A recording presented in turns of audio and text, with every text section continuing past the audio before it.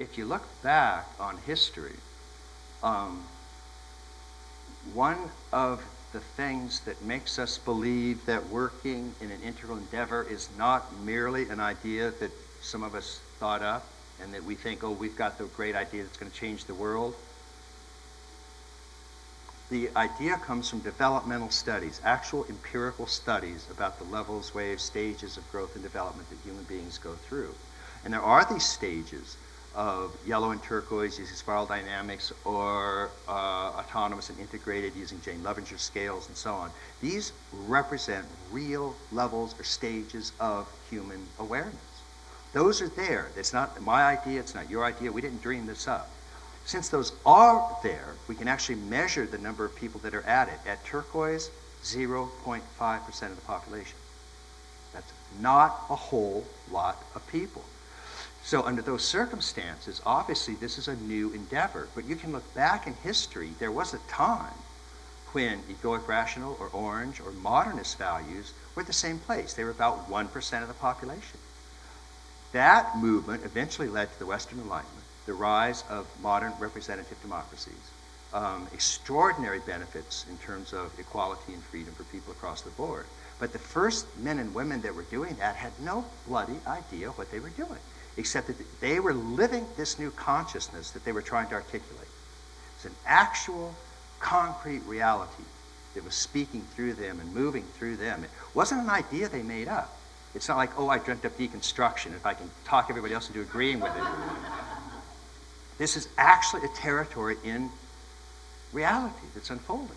And these people were inhabiting that. And as that happened, they're trying to articulate it all the way across the board. What would education look like if this is true?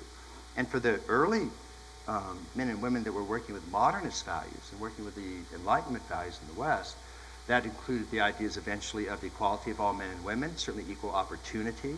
It included the notion of education across the board. It was obviously gave rise to the representative democracies that replaced monarchy and aristocracy. In a 100-year period, slavery was banned from every rational industrial democracy across the face of the planet. That had never happened before, ever in history. So all of these things were getting institutionalized in a way that when they were first starting, they were just vague glimmers in the minds of men and women who were inhabiting that world-centric awareness.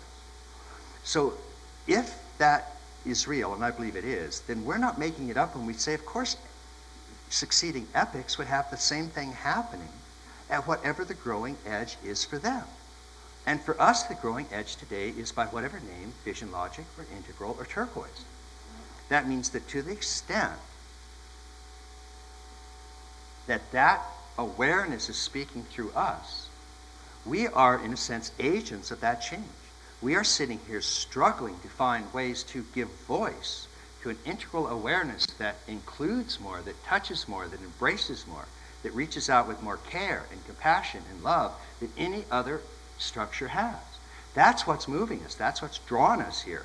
Not some idea that some of us dreamt up, but something that's speaking through us because it's real and it's already there, and we're the agents of that. So all we can do is have as much integrity and authenticity and openness as we can, so that voice can speak through us with a clarity that will resonate with other people, with their hearts and their minds and their souls, and bring them into accord with that awareness, because it's there.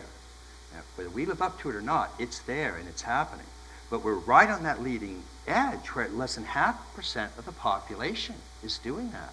If you go back again to the example we're using with Western Enlightenment, when less than half of 1% of the population was even thinking those ideas, people were actually writing treatises about what if we freed slaves? What if all men and women are created equal? That was a radically unheard of idea.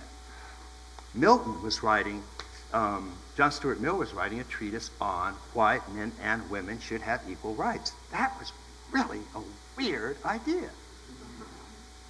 There was treatises being written about how maybe a king and a monarchy is not the only way to have a government. And if you opened your mouth too widely on that one, there's a very, very interesting weekends awaited you. Not to mention what happened if you dared to talk about the idea that the Pope and the dogma was deeply confused. There's a little thing called the Spanish Inquisition that had ways to chat with you about that one.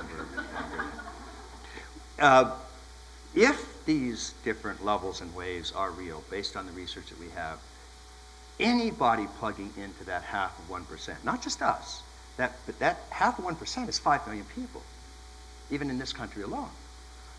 Every one of those people is a closeted integralist. Every one of them are thinking these kinds of ideas and thinking about these things and how to make it happen. And every one of them are confused because they don't have anybody to talk to about it. And they think they're the only ones thinking this. And they're the only ones that see how everything is fitting together in a much bigger picture of love and care and concern and compassion. And nobody else understands what the hell they're talking about. And so then they stumble onto some of the stuff that we're doing and they go, I knew that. And then they feel like they're coming home.